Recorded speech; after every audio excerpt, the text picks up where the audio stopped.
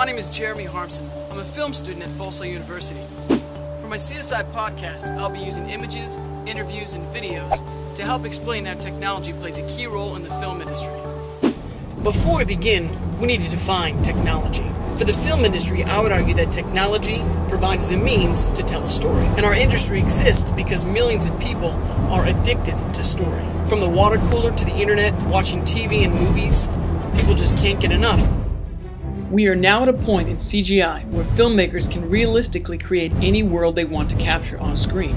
But according to expert scriptwriter Robert McKee, some directors are substituting substance with spectacle.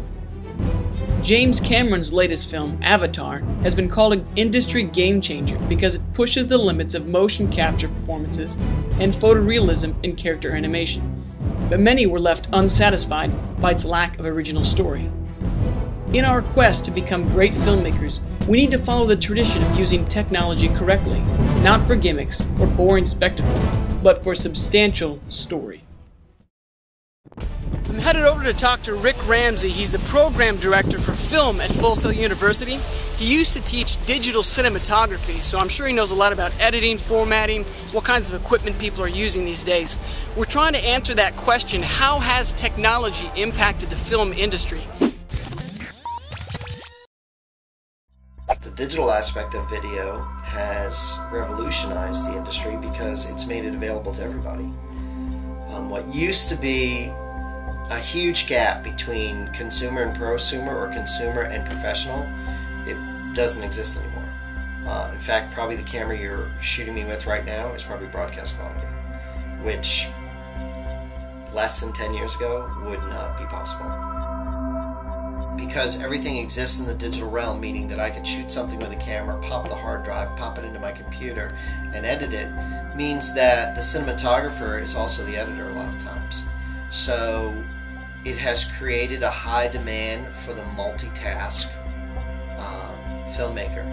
You know, the ability for someone to offer to a client the capability to light, shoot, and edit a product. This would normally take teams of people or different areas, like you would have a production house, then you'd have a post-production house. A producer would subcontract with these different groups. Today, a producer could be that guy, could be that shooter, could be that editor. As much as I'd like to say you can come through Full Sail and learn to be a cinematographer or a director or a script supervisor, truth is, if you really want to be successful in this industry, if you want to walk out the door and into making money, you need to be a digital everything. Mr. Ramsey has a great point.